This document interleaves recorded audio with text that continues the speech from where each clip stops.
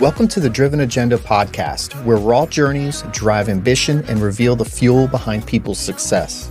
I'm Shannon Sagan, a personal injury lawyer, entrepreneur, and founder of the Dashcam Lawyer. This podcast is all about being driven, focused, motivated, and determined to reach your goals and setting an agenda that pushes you forward. We bring you insights from top players in business, sports, real estate, investing, health, and more. Here, we dive into what it really takes to thrive with candid conversations that cut through the noise and get to the heart of people's success.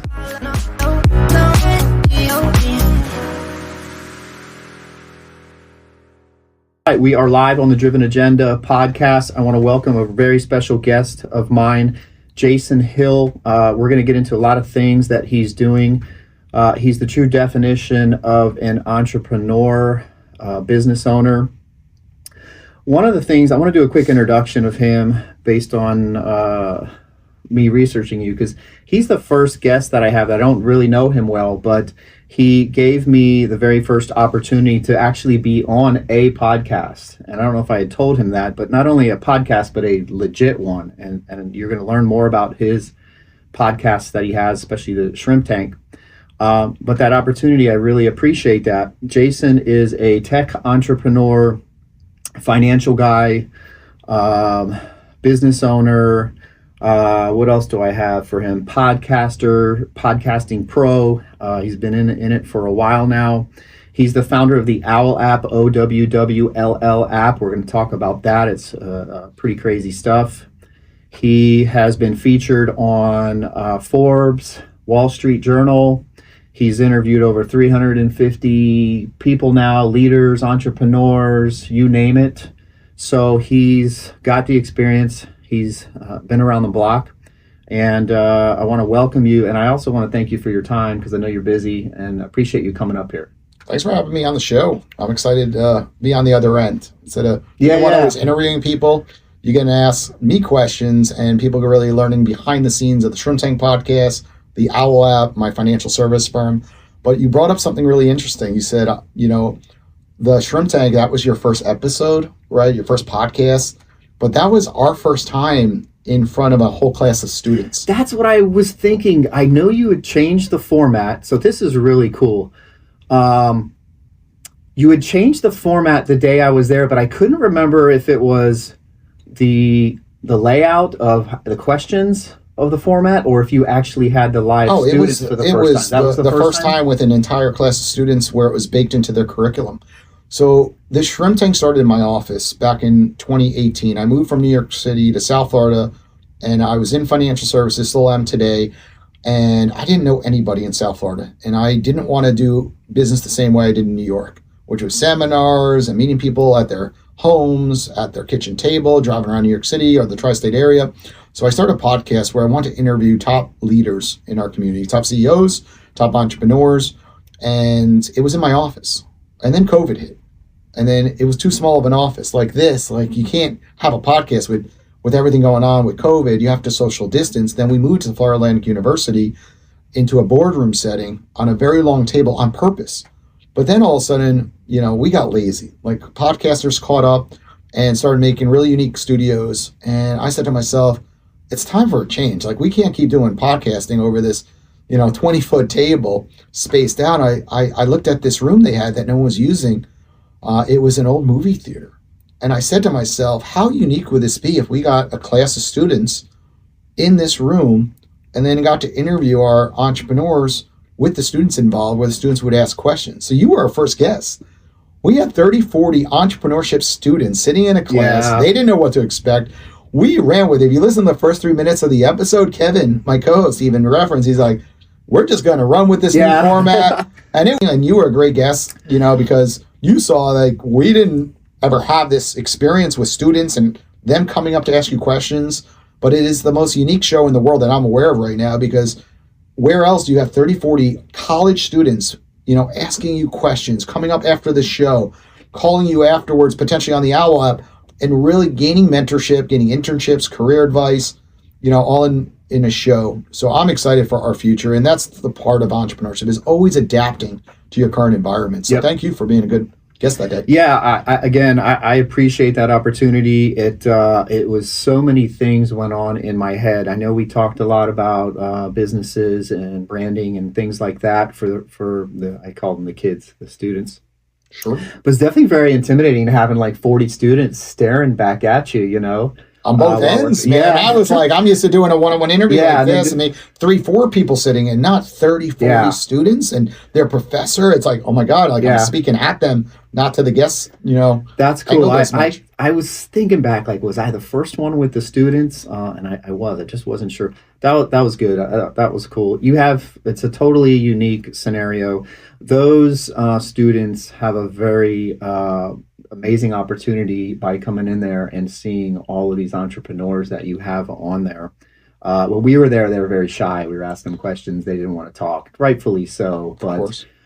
They really should take advantage of that. How did you get into getting involved with FAU, specifically the College of Business? Is it Business and Entrepreneurship or something? Like it's the FAU College of Business. And then under that umbrella, they have the FAU Adams Center for Entrepreneurship, which my co-host is the director.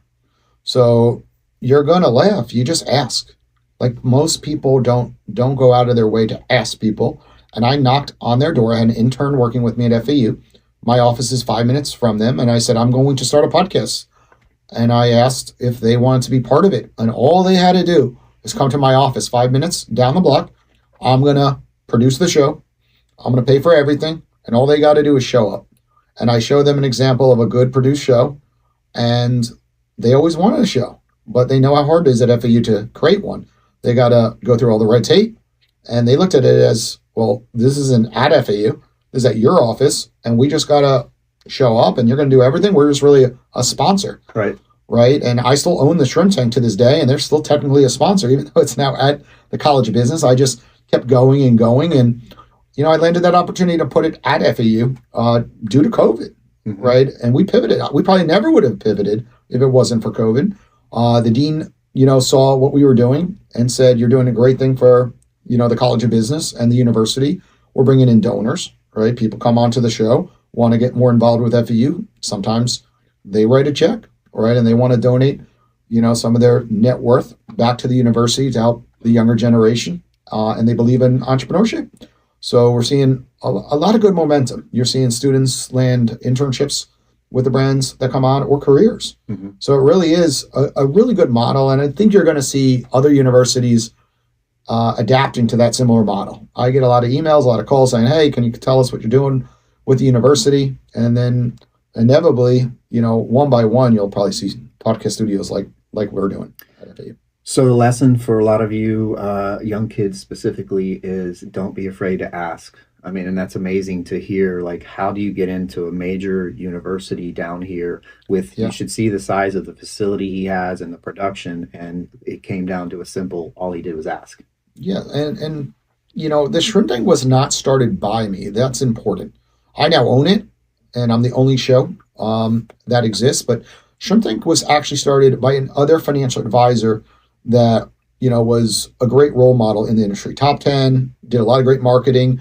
And he started podcasting in 2014 before others were doing it, but any financial advisor was doing it. Like no financial advisors were doing it. And I was at a conference and I said, what are you doing that's new? What's innovative? So when I moved to Florida, I remember he told me about the shrimp tank and he just started to license it out. He realized, you know, this brand is pretty unique where he's partnering with a university in Atlanta, and it was all where street smarts and book smarts collide. So when I moved to Florida, I think I was the 5th city to open up. He realized that, you know, he could open these up throughout the United States, pay a fee, just like a franchise for the licensing agreement. And I learned from him. So when we're looking at technology on your desk, it didn't look like that in 2018. It was very complicated doing an in-person studio with more than 2 mics. We had capabilities to do 6 or 8 microphones at that time. And you look back at our prior episodes, there's times where we have 6 people being interviewed at once, like 3 family members as an example. And the reason I bring that up, it's important to sometimes not do everything yourself. Go spend some money with experts that know technology. And it could be a wire that you didn't know about. It could be, but the right person can save you not thousands, hundreds of thousands of dollars. And I think everyone thinks they know it all because of ChatGPT and Google and YouTube, but like nothing is like experience. So I became experienced overnight by partnering with the Shrimp Tank. And then one day it all fell apart due to COVID. You can't have an in-person show in California during COVID or Canada. Those cities shut down.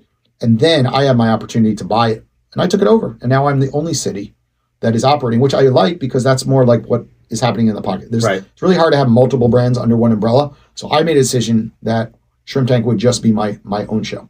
Did you ever find out the reason for how the name came up? I love the name. Well, Shark Tank, became so popular, last 15, 20 years. And they realize, you got Shark Tank, you got Shrimp Tank, and there was no one going after the local entrepreneurs. So they came up with that idea. I can't take credit for it. Yeah. It's a great name. I love the name. Cool looking logo. I mean, when you hear Shrimp Tank, you know exactly that it's related to Yeah. Shark Tank in a way, but I guess a smaller level because it's not. I think the idea was really behind going after the local entrepreneurs, those unheard stories, right, that aren't going on Shark Tank, right? It could be your mom and pop restaurant down the block, your barber down the block. And it was so catchy, so it was genius. They came up with it, and everyone always, sees it and says that's a great name, right? And it's catchy, easy to remember, and I'm thankful to have that opportunity to partner with them, and they're rooting me on now. They have their own show. Lee Heisman and Ted Jenkin are on television now, and they have a professional studio. Kind of looks like CNN, and they've passed the torch to me, and they're proud that we've now taken their show to the next level with the student audience, which, again, no one's doing in the entire world that we're aware of. I love it. Again, you're getting information out there. You're interviewing the top people in their industries, and then you're also providing the opportunity for the next generations to learn this stuff when this was not available for us when we were younger and in college. And I hope some of these students leave the classroom and become podcasters and see the value, right? They see what we were doing in the class, and part of their project is to research the guests, come up with an element of the show, and they're being very creative. And with that creativity, I think we're going to see some of these students launch their own shows and blow us out of the water. Probably. Right? They'll become the next Joe Rogan potentially. And how cool will that be if one day, we get the opportunity, I'm on their show, but their show is 20 times bigger, right? And all of a sudden they're in the top 10 podcasts, and they're like, I became a podcaster because I went through that class and it inspired me what you guys were doing. And it's going to happen. Right. We're having 30 to 40 students every semester. So we'll have 3 seasons a year, fall, summer, and spring. And how unique was that? Like 100 plus students will go through that environment. Right. So it's just inevitable. So Kevin's a professor there? Yep, Kevin's a professor. He's your co-host? Yep. Do you guys I know all the kids, college kids come in and watch you, but is there any other involvement you guys have with them outside of the podcast? Is there any mentoring? I mean, Kevin, I guess teaches them? So Kevin, if you go to the Adam Center website, just go on Google. What ends up happening is Kevin teaches entrepreneurship classes, business classes, but he also runs the Adam Center. The Adam Center has events throughout the year, right? One event they do is for the local community where entrepreneurs could sign up for a boot camp.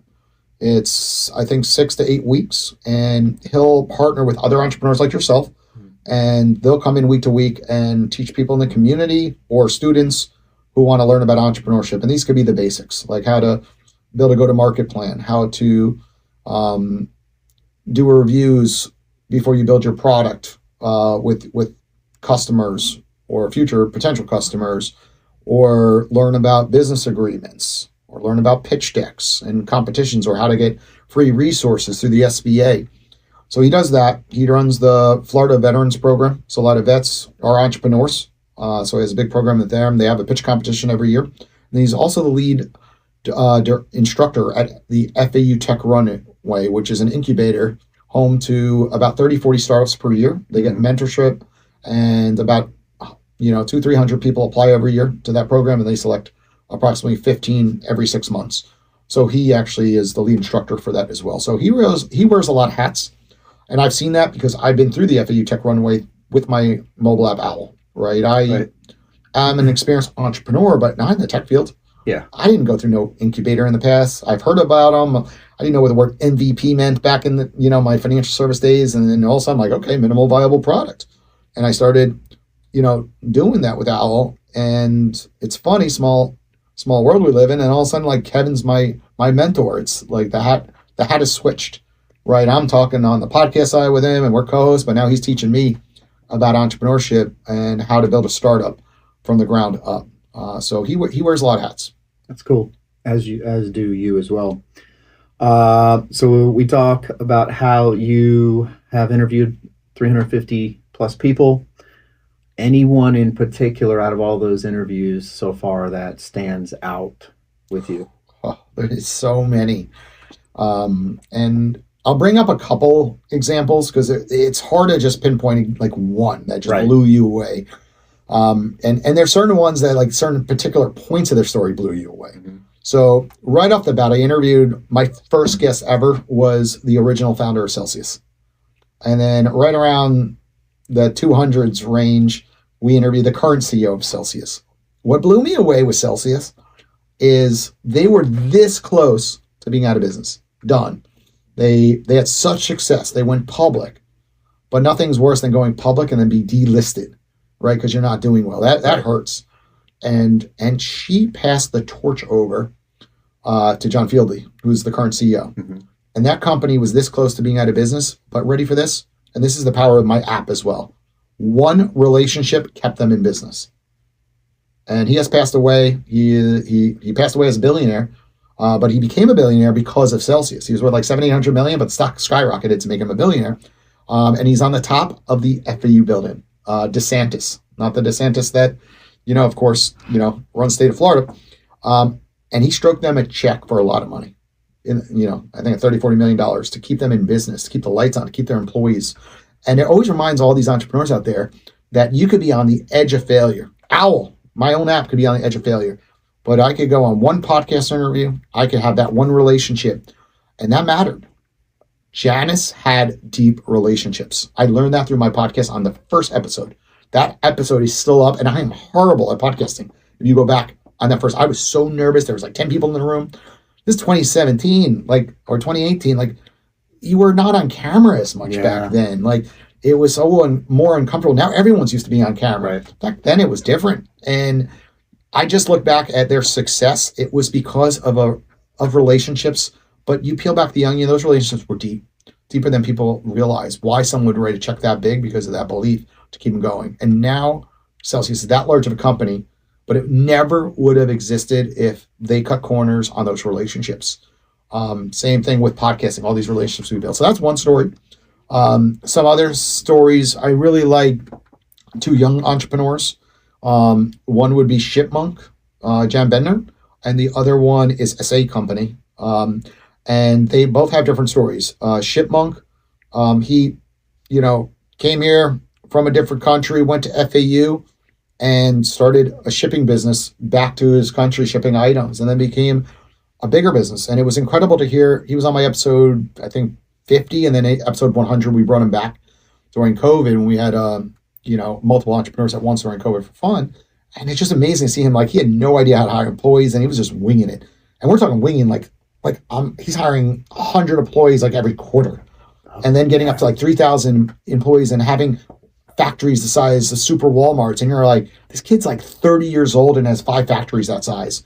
So anything is possible. He had no experience doing that. No experience with robotics. He was just a coder.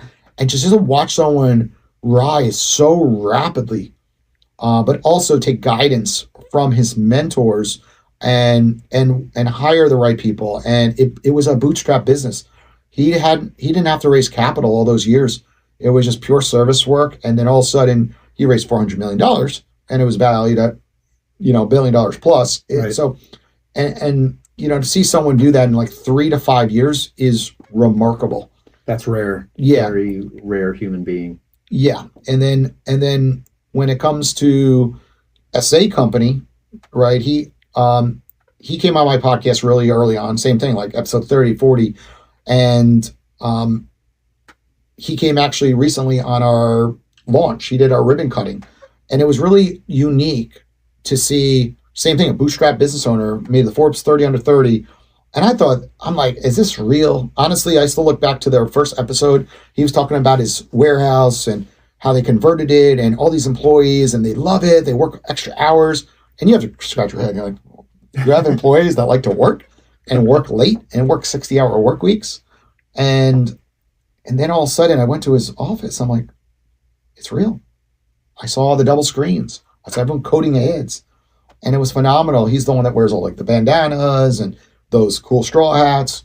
And it was really, really cool to have him back on our ribbon cutting to feature him, because Boca wanted to do something unique with our 100th year, Boca Raton. So we brought in a local entrepreneur and he came back. So it was just kind of really, really cool to see these entrepreneurs blossom. So those are some of the unique ones, of course.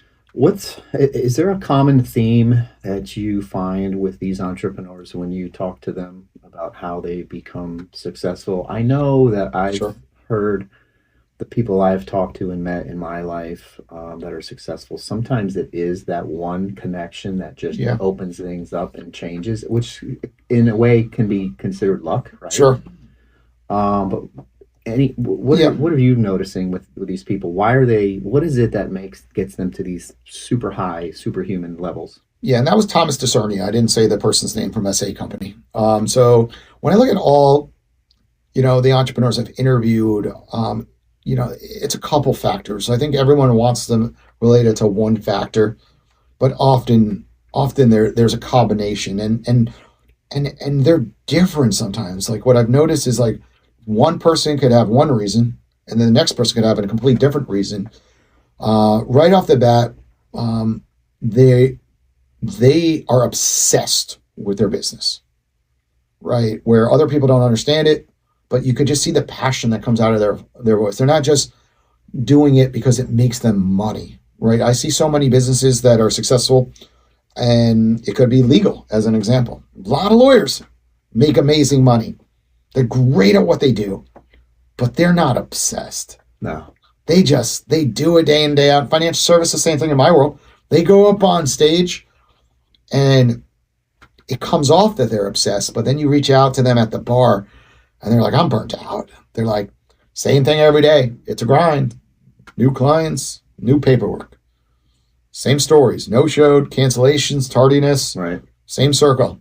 PR, we get the word out. They meet new people at networking events, but often they're not as obsessed with a new technology. And what I find when I've interviewed Thomas DeCernia or Jen Benner, they are all in. That's all they could see. It's fun. It's exciting. So they're able to work 100 hours a week. Yeah, I was going to say. And it doesn't feel like work. And it's like me with OWWL. I am obsessed with OWWL. And it just like I wear this t-shirt every week and I go to events and everyone's like, dude, is that your only outfit? I'm like, I love my black on black outfits. I wear black jeans, black this. I got my black shoes and I got like 10 black shoes to match the gold. If I want to be all owled out, it's my full black outfit. Yeah, gold at the bottom, gold up here. The watch is matching it, and you're living it. My license plate says OWWL on it, right? It's that unique. And I bought one that was Florida State University because it's gold letters. That covered up. I'm illegally covering up the FSU. Sorry, police officers. Hypothetically. But there's bigger risk out there than covering an FSU logo. But it's cool because people see I'm obsessed. I got the logo on my phone. The app's always out. I'm telling everyone. I'll tell my Uber driver. So the difference is when you have such belief in your product, you're all in. People your life. Follow that. When you're not obsessed, people look at it as a job, right? A career. But when you're all in, like we have 50, 60 brand ambassadors for OWWL, they don't get paid much, but they believe in the mission and me. And I think that's what you see. A leader that is all in is, you can't fake that stuff. So I see these leaders that I just referenced, and people want to be there on the ride. And it takes grit because there's a lot of ups and downs. So I do see another side where a lot of founders that go the distance adore a lot of pain, right? They go through, I've interviewed for Ocean, right, their CEO. And then recently, in the last 6 months, he came out with so much stuff he was dealing with. You will have so much respect. I mean, people already do for 4Ocean with cleaning up the oceans. It's such a major brand doing good in the world. But then when you start reading his LinkedIn posts, you're like, you were dealing with that shit along the way? Right. And nobody knew? Then you have all-time respect. So I also see this like, what people don't always know is what that person's going through to keep that business operating. The noise, the disrespect, the emails, the text messages, and that's what makes them who they are. And that's also covered up on social media. I was going to say social media is very deceiving. It really makes a lot of people think that this stuff's easy. Making money is easy. Creating a business is easy. Getting motivation. And it's not. There is a grind to all this stuff, and it takes years of hard work and sacrificing your family and fun things you want to do to get to that next level. It does. I've sacrificed a lot with OWL, and I think that's another part that people don't see with the entrepreneurs that made a bid. They don't know sports lots of times. Ask them sports questions. Yeah, there's a couple. Like Gary Vaynerchuk, he knows everything about sports, right? He loves it. That's his thing. But when you actually take 10 entrepreneurs and you start asking some sport questions, you'll notice that 8 out of 10 don't know anything because they don't have time. That is so funny because I don't know anything about sports. Shit. I couldn't even tell you one player on the Dolphins roster. I literally couldn't. And you know why? I'm into fighting and combat sports. I could tell you about that, but I have my guy friends make fun of me. I don't know anything about. I'll go to a live baseball game here and there. Same. Live football game, but I don't care. It doesn't matter to me. It does nothing for my personal life. No offense to the sports guys, but nothing for me. Anyway, listen. I want to talk about this OWL app because it's an amazing thing. OWWLL. Tell me, what is this app? Why did you develop it? What was the need for it? I want people to know about it. Okay, we're going to do a live demo here because we're on a podcast that can see this video. There is the app right there. OWL has different categories of different professionals. And often people say it's like, what if Cameo and LinkedIn had a baby, right? Like LinkedIn is used for networking. Cameo, you could search someone and it's a celebrity usually, and they'll send you a video back, right? But with OWL, imagine speaking to that celebrity and getting to network, pitch them a collaboration in business, right? Pitching a celebrity come on this podcast show, right? Or talking to a lawyer, accountant, financial service professional. So if I click this button and I click a profile, we'll just click this person right here. She's read that profile. What is she? Answers to clinical sexologist. Who doesn't want to speak to a sexologist and just say, hey, what's going on, right? And she's in Miami, right? You could call her and see where it goes. I came to this podcast today and spoke to someone for 45 minutes on my commute here, and you know what happened? He invited me to an event next week with angel investors and venture capitalists, and he wants to get more involved with OWL. He sees the vision. He was a past professional basketball player. And like many players, they have to then when they leave the league, they have to get into business. Right. And most of them become entrepreneurs. So with OWL, it's the first technology that you literally can open up a device and have a 24/7 networking product in your wallet, in your pocket, right? So it's like you go to a networking event. What do? You go and talk to people, right? You get access by paying the fee at the door. Well, with OWL, you pay to get access to speak to another human being. And then how cool is this? You could do anything you want with that person. You can say, hey, let's share contact information. Let's meet in person. Let's jump on Zoom. So OWL keeps it a very safe environment because of in-app technology where we're making those calls and we're controlling all the finances where you're paying to speak to that professional. And vice versa, you can take calls. So this is super unique. We're the first app where you open up the app, you get this timer mechanism, and it makes you available to take calls. So how cool is this? Is if I always wanted to speak with you, right? I see a notification alert. I get a text message or a notification that you're available for the next hour at X rate. You could charge $100 for 10 minutes. All calls start at 10 minutes, then you could add more time. You could charge as low as $1 for 10 minutes. But ready for this? It's bringing people back together. I spoke to 2 people this morning. One person who hasn't used my app in 2 years, and he's a friend of mine. I saw him over the app. I got to reconnect with a friend. The problem with technology today is we all have a lot of friends on our phone, and it's too hard. We text each other and say, "Hey, let's chat, let's catch up." And what happens? What happens? Don't do it. Nothing. You're always like, "Yeah, we should do Good it. intentions. We should do it." And then once you hang up, life starts again, and then you forget about it. Exactly. And it's become awkward to set up a meeting in advance, scheduling this and that, and people are just like, "Oh," then they get sick, then they get canceled on, then you get ghosted. We live in a ghosting world today. Well, with OWL, you could do this stuff all on the go at the freedom of doing it at your own home or in your car or at your office. So we are just helping people reconnect. And to some people, it's reconnecting for business opportunities, PR opportunities, or direct business, right? If you're a lawyer, you go on there and call people every single day, spend some money, and guess what? You tell 10 people what you do, eventually one's going to bite and say, "I'd love to learn more about that. Can we jump on Zoom?" Anyone can sign up to get advice, right?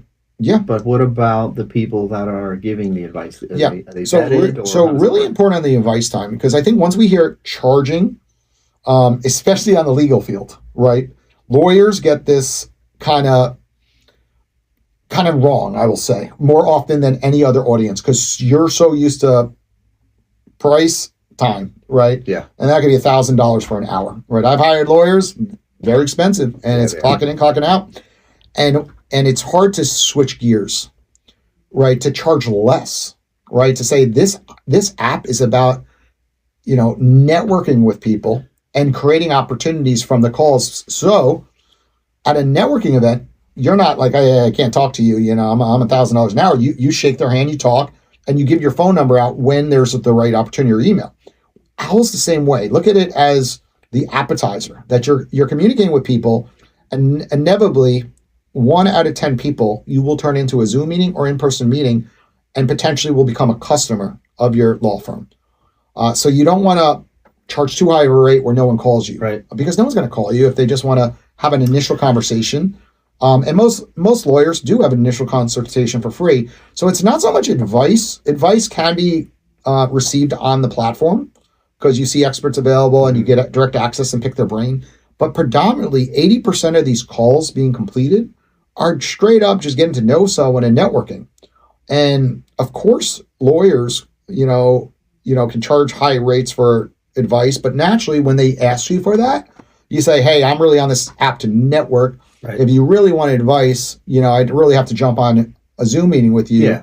And you'd have to, sign an agreement that I'm providing you guidance, right? So I tell all lawyers, like, mind shift, get out of the sense, and it's hard because you're so used to that time and money and price and access. That makes total sense. But going on offense, like if I were you, right, like with your personal branding and everything going on in this podcast, I would use OWL just really for that. Don't worry about using it on the law practice. Just go in there and find great podcasters on there, and you feel the chemistry, invite them to the studio.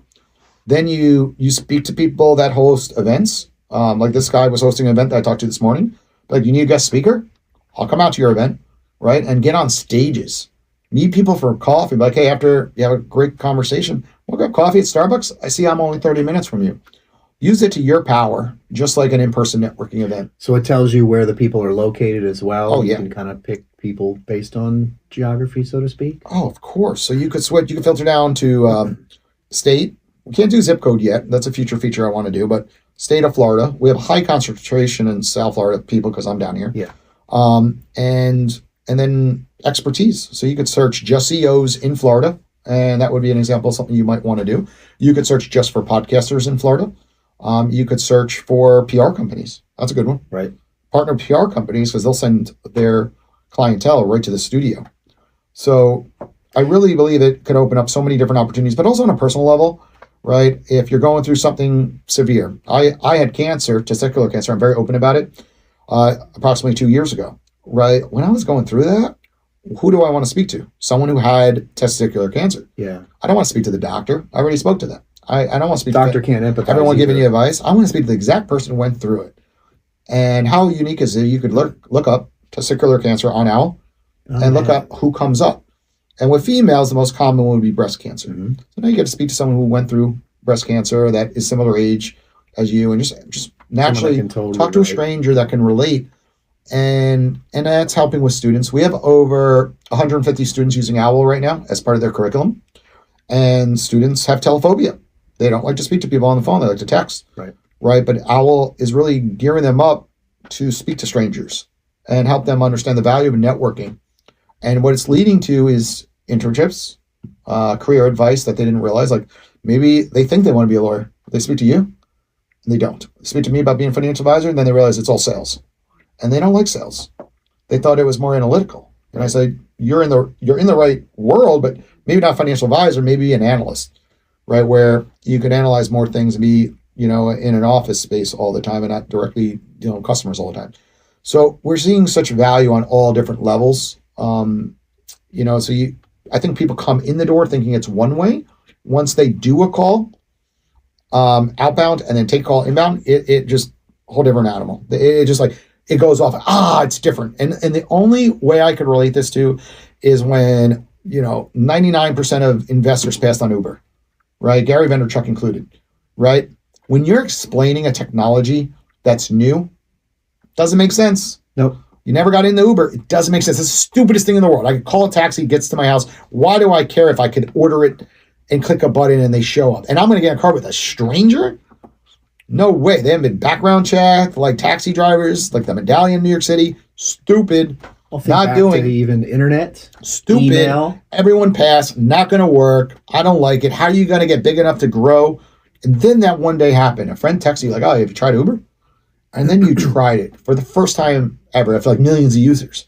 And then all of a sudden you get in that car. They removed the awkwardness back in the day of tipping. Now there's tipping.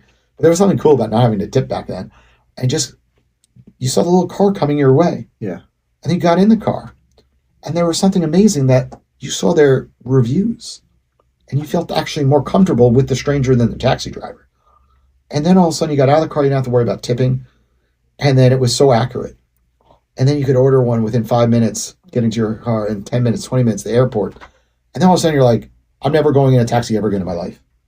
And that is OWWL. I've had so many investors give me shit, and tell me why it's not going to work, why it's going to fail, do all this stuff. And I go, have you tried it yet? No. Yeah. Right. And I will relate to my 4 mentors that I had at FAU Tech Runway. They didn't download it, 2 of them, until 2-3 months giving me guidance. And I will sit here today, continue to tell every founder, don't take advice from anyone. I don't care if they got $100 million in the bank, if they haven't tried your product, because they'll sit there ripping you apart and not understanding it. And lots of times they don't understand mobile technology. They don't understand innovative technology like mobile platforms, like AI. Like, come on, like if someone told you this 10 years ago, what it would do. And even after you start using it, people still don't use it. Now, finally, they're using it. But it's like, if they're not trying it, they don't understand it. So I relate it back to Uber. Just go on the app. Don't think about it. Just go on, set yourself available. Someone will call you within 15 minutes. We have 50, 60 brand ambassadors.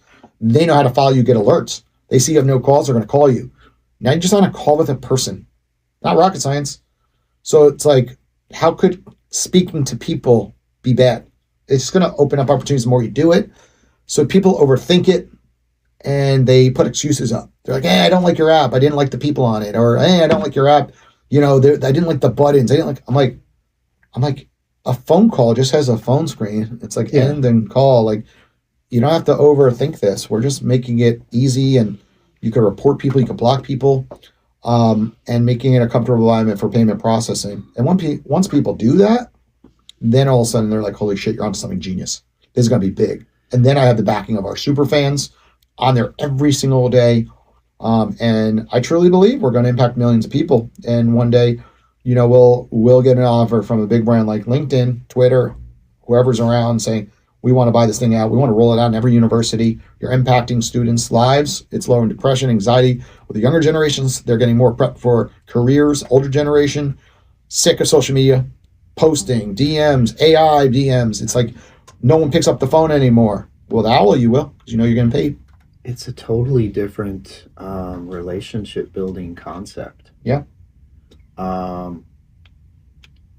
There's the money making aspect of it, but it's more the relationship building, the networking, whether you want to build a business or give advice on one, or like you said, you just need someone to talk to about your medical condition because you don't know anyone else. And I'm going to peel back the onion for a second, because we have deletions, and I don't mind deletions. I look at it as a misunderstanding. What is that? And feedback. Somebody comes into the app and downloads it. Within 5 days, they typically delete it. And then we have some people who take one call, then delete it. And ready for this, it's just a misunderstanding. They don't understand the technology. It frightens them. Anything new frightens everybody. So in general, when I see the app, I'm going to use you. You may look at the app, and immediately what people do is they go right to their business. I'm a lawyer. Not for me. I don't want to take calls on demand, not know who's calling me, charging.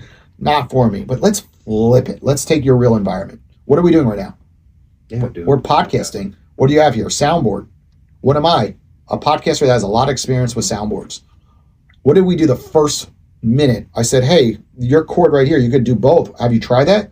You're like, fucking genius. I wish I would know that. I've had all these people that are pros. And the point is, like, that's on the other end of OWL. Yeah. Experts that you could communicate with. And it doesn't need to be, everyone relates it only to their profession. And I'm like, what about your side hobbies, like podcasting, which do help your business, but it's relationship building, of course. But like, you could call podcasters. Then legal side, what do you need? Social media help. You ain't freaking perfect. We all need help. We're all trying to grow. Call people that are experts at TikTok. There's people on our app that have millions of followers on TikTok. Call them. Instagram, different platform. We got people that have millions of followers on Instagram. LinkedIn. We have the guy on LinkedIn that literally in the past used to run Alex Hormozzi's LinkedIn account. I think we know Alex Hormozzi is one of the most creative entrepreneurs of this last decade when it comes to marketing. Yep. This guy was doing his content on LinkedIn, right? So we keep peeling back the onion, right? And then all of a sudden, personal life, right? You're telling me you don't want to talk to a nutritionist, a dietitian, a fitness pro? Right now, we're doing a 30-day fitness challenge. We got the queen of pitch, Forbes Riley. I saw that. Right? She is the guru of the fitness industry in the 90s, 2000s, selling all the products, during the TV days, right? Sold over $2.5 billion of products in the fitness space, on over TV, QVC, those type of programs, Home Shopping Network. Then we have a young rock star, Mandy, who has 2 million followers on TikTok, right? And then 2 other fitness gurus. So the point being is, like, you're telling me you don't want fitness help ever? You don't want to talk to a fitness person? So when people delete, often it's just because they're thinking about their own primary business. They're not thinking around the what corner. Are all the side things that my business needs? Correct. Or my personal life needs. Yeah. And then if they see that, they're like, oh, I didn't see it from that perspective. I'm glad you're on here just to explain that. Even yourself, I think you had your own beliefs, because we haven't done this. Like, you came to Shrimp Tank, downloaded it, but then you didn't hear that part of it before. No. I had the understanding of one person pays another for advice, and that's it. And then, like, that's what I was going to say to you when you mentioned reaching out for all the side stuff that's not what you really think it's for. It's really what the purpose of it is. Yeah. And if you can't make it to a networking event, we're giving people access. That's the bottom line. Access to have conversations with others with a limited amount of friction. We removed it. So there's just no other platform I'm aware of right now that you could open it up at 10 o'clock at night on a Friday, Saturday morning at 6 a.m. in the morning, and just hit a call button for $1 to $5 where there's active people, and jump on calls with individuals. That's what I was going to ask. Is there anyone that's doing something similar to you? What makes you different? But you're saying that you don't even know of anyone that's got something like this. We always hear, like, hey, have you heard of this app? They're a competitor. But whenever someone says that, it's that they don't yet use OWL. They don't realize the differences. Right? Like, OWL is for the general public, right? The daily user who wants to come in and connect with people on a regular basis for a reasonable price. Mm-hmm. Then everyone compares us to Minect over with Patrick Bet-David. Patrick Bet-David has an advice app where you book a time with a professional like yourself, more celebrity focused and more like politicians on there that are getting calls at very high prices, like $1,000 for 15 minutes video conversation. But it's all scheduled, and it's not for the everyday person. Right. What everyday person can spend that much money on video calls? And if you're an entrepreneur, really afford to hire Patrick Bet-David at like $12,000 for 15 minutes, And most people, the minimum cost for anyone is $60 an hour. So $15 for 15 minutes with myself. I put it at the lowest level, see if people would ring me. And that's expensive to just network, right? So it is more focused advice. They do have a text message feature or a voice note feature where that's more networking feel and more reasonably priced. But still, you can't use it every day. It's too pricey. So we're in different market sectors. Yeah. And the beauty of that is it's okay, but it shows that we have something super valuable, right? That his is going after that market and mine's going after this market. And if anything, we could actually collaborate. We're not really competitors. People think we are because they intersect, but OWWL's more on the networking side. Right. And for, let's see, 99% of people, because only 1% of people could actually use that platform at the price levels. Yeah, that of course. And a lot of people are just and the people that can often already have established networks. Yeah. So then they're like, it would be cool to call this person, but I have similar people in my network, right? So they end up not spending the funds, of course. Where do you see OWWL 5 years from now, ideally? I see OWWL having over 10 million users and people using it as super fans every single day. That's Connect awesome. with people. We already have some of those super fans, so I know that we have it in 10,000 phones. Well, what happens when it's in 10 million phones and people are using it as a regular part of their life? As simple as that, right? When they're feeling down, calling somebody. People are depressed in this country. And I have news for everybody. There's a lot of people in their 70s, 80s, and 90s that could use our app. And once they're on it, they're like, oh, wow, this is a great app just to communicate with old friends. Just like Facebook came around to them, and then they're doing Facebook. But you know what they really miss? Speaking to people. My mother's on this app. She turned 80 this year. She's taken about 15 calls an hour. She's having a blast. That's awesome. But it took a lot of push to get her to download OWWL, I'll be honest. But eventually, once that day finally came, she realized, oh, this is cool. Because again, she made that same mistake, thinking, oh, what am I going to go on there as an expert on? Like, I can't give advice, like our knowledge. I'm like, Mom, just do it and talk to people. You'll find out you're wrong. And, you know, she was a caregiver for my father before he passed. He had dementia, and she had to deal with all those problems. So now she puts, like, dealing with someone with dementia, call me. Right? And then she was a school teacher in New York City.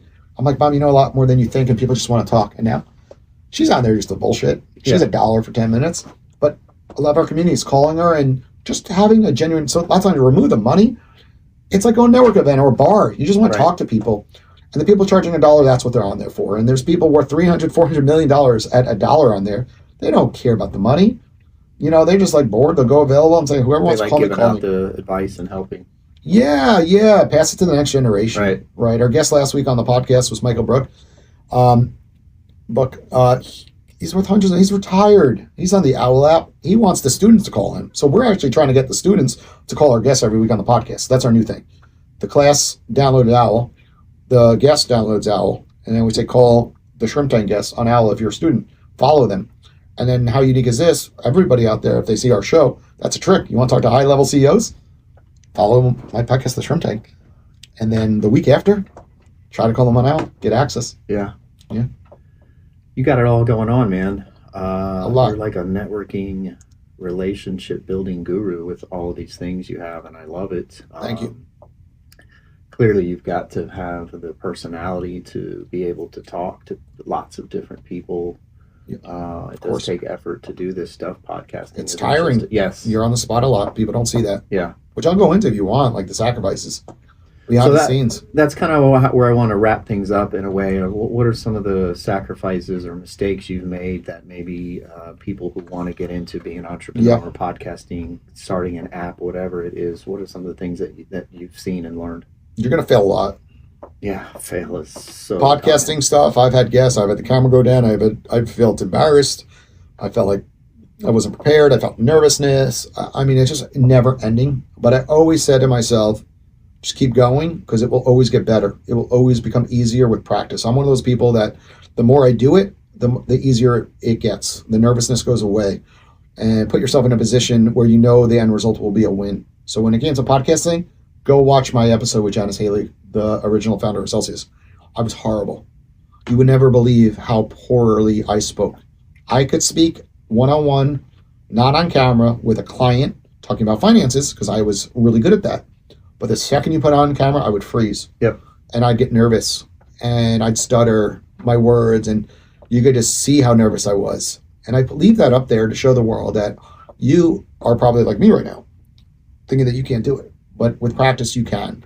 So some of the sacrifices I've had to make, when building OWL, is sports, right? I don't get to watch them, right? I don't get to, read as much. I have to always be on. And that's a difficult thing, to always be on all the time. When you're a startup brand, you're customer service. You're the one steering the developers, the ship on new designs. You're getting feedback, too much feedback. People love giving you feedback. I have a sticker on my desk. The opinions are like assholes. Everybody has them. They all stink. I don't ask for feedback. People just, for some reason, you have a mobile app. They think that it's broken and they think they could help you fix it. And I'm like, why do you think it's broken? And you don't know any of our revenue. It's amazing. The venture capital angel investors, they can't stop giving me feedback. I'm like, I didn't ask. I'm not saying that, but I'm like, oh yeah, that's a great idea. But inside I'm like, heard that 100 times. Right. Like you're not the first to tell me the feature that you want to build. Like that feature takes 6 months to build and $100,000. Maybe that's why I'm not building it. Or maybe we have to do other features first. But in general, what I've learned is it's okay to prioritize what you enjoy. I had cancer. Now I prioritize pickleball. I play 2 to 4 times a week. And every week everyone's like, don't you have a family? Don't you miss your family? You're always playing at night. I go, no, I play Sunday mornings, 8 to 10 a.m. Right? My family's sleeping. Yeah. Right? I get back home at 10. My wife's just waking up. She's sleeping in on a Saturday, and my kids are down on the iPad. Right? And then I play twice a week at night.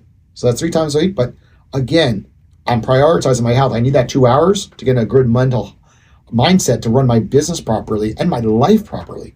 I have freaking cancer. Well, after overcoming cancer, right? You have a different aspect on life and health Correct. As well. Correct. But I sacrifice watching Monday Night Football, Sunday Night Football, because that's my time with family. So what people don't see is like, I'm a family guy. Weekend comes around, I'm done. Saturday, Sunday, I'm with the kids, throwing the football. My kids, awesome at sports. They're like, your kids are good. I'm like, yeah, I throw the football with them. I'm out there pushing them, not a couch potato. So everyone could knock you. But the truth is, like, they don't know the whole story. They think I'm not around. The opposite. I'm around. It's just that I'm very intentional. My schedule, is lined up properly. And I learn to say yes at the right times and no at the right times. I think the next generation is saying no too much when they should be saying yes, because inevitably you need to open the door more frequently. And I think people watch too many podcasts where they say, oh, say no. The power of no is like, power of no is when you're in a position like you and me where we have so many to be honest, I get invites every single week to events, and everyone thinks that, oh, you got an event, I got this great event. I'm like, I have a networking app. I have an event in my pocket daily. I have new downloads every day. If I, as the founder, want every single new person to get on a call with me, they will, because they're like, oh shit, the founder just requested I have a conversation with them. They're gonna be like, that's freaking cool, right? Or the shrimp tank. Right? If I reached out to you, you have respect for me because I had you on the show. Say, hey, Shannon, I want to have a quick conversation, about X, Y, or Z. Can we jump on a call next week? You'll have enough respect for me to actually jump on a Zoom. Absolutely. So in general, point I'm making is early days as an entrepreneur, say yes as much as you can, and then figure out when you get opportunities. And on the other side, to say no. But in general, I've sacrificed so much because I've lost a lot of money building OWL. There's no way to not lose money. If you're building features, you think you're right, your intuition is wrong, users come through telling you they want one thing, then they're not really going to use it. You build exactly what they want. They like, hey, I built that feature. You're going to love it. Retry OWL. They don't try it. So then you're like, what was all that talk about giving me feedback? Right. Hey, I'll use it when you have this. Then you build it. Then they don't come back. So the bottom line is I've learned just, keep going and kind of screen out a lot of the noise. Take guidance from people who have been in your shoes. So I'll try to take guidance from people who have apps, not ones that don't. And just be careful who you let in. Too often people are just using you. People try to use me all day long. And I've just learned to put my foot down and just see ya. Next, when I sense that red flag, sense that they've used me on something and they don't return my email or my call after I've now done something for them because they got what they wanted, they don't realize I don't freaking forget. Like, I am very systematized, right? You know that, being a financial service professional. I got notes on everybody after conversations, and I learned to not even respond because they're dealing with their own insecurities. They're dealing with their own problems, and I'm sure they could be really big problems, but at the end of the day, I've given an opportunity to be into my inner circle, and if they're going to just be a taker and not a giver like I am, I think you notice I'm a very big giver. Yes, you are. I'm always promoting events. I'm always believing in the events, inviting our past guests to the shows or events that our past guests are operating, and I believe in OWL. So I'm always going to connect people and help their businesses grow because I know how hard it is. So sacrifices. We're going on for an hour about that topic. I know. We'll stop there.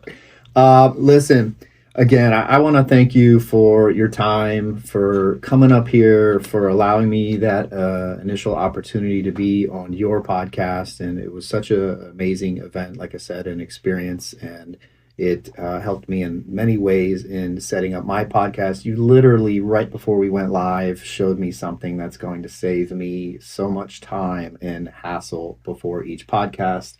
And I've had plenty of people before you, some kind of tech who didn't tell me that. So again, it's always a pleasure. And I can't tell you how much I enjoyed this.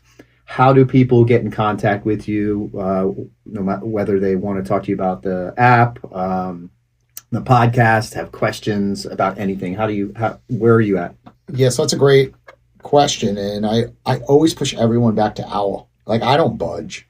Like, people are shocked to hear this, but everyone else says, connect with me on LinkedIn and Instagram. And I'm the Jason R. Hill.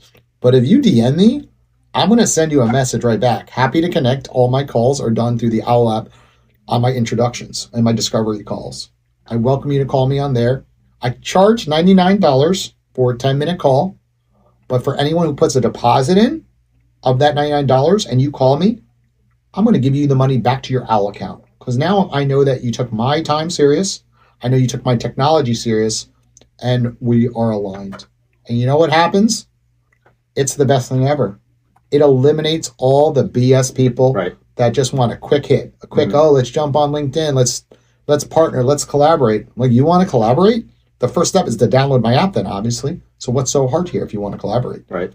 Like, you think I'm stupid? Like, I don't realize you want to get to the 300 guests that I've had on my show to get introductions to venture capitalists, angel investors, big influencers, big CEOs, right? You know how many times I get asked, can you introduce me to the CEO of Celsius? It's like, why? So you could pitch them a sponsorship deal because it's a cool brand.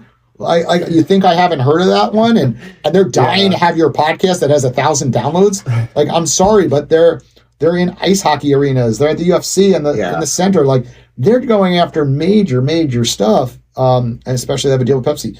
So, like, no, I'm not going to introduce you to that person. What have you done for me to make that introduction? Right. But guess what? If you do stuff for me, and I see that it aligns. I aligned Forever Young.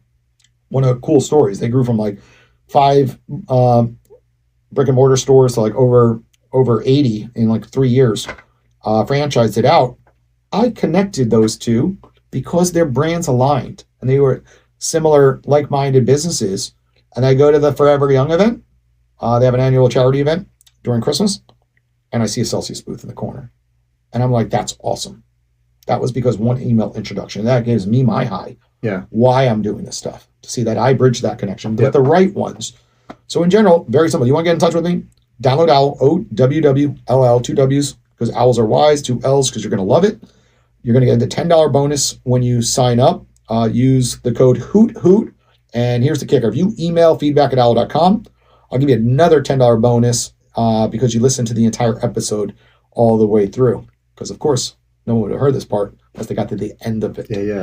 But yeah, so call me on OWL, DM me, LinkedIn, Instagram, the Jason R. Hill. Follow at Shrimp Tank Boca if you want to see our podcast, and at OWL App to follow everything that's going on our platforms. But of course, you want to speak directly with me. I'm the easiest guy to get in touch with, actually. Just follow my conditions right there. Okay. It's that easy. Cool. Jason, again, it's been a pleasure. Yes. and looking forward to doing things with you down the road, and always following the podcast and seeing all the things you're doing. And just like I said, got your email yesterday about the fitness thing. So keep it up, and Thank you. that's it. Thank you for having me on. Pleasure. And look forward to collaborating more in the future. I love where your brand is going, and Dashcam items, your own product on Amazon, and the branding going on. We are very similar, like-minded entrepreneurs, and that is one of the most important things. Be around people that get it, Yeah. and get you, and I want to take risks. don't listen to all the people around you Yeah. trying to pull you down. Awesome. Great show.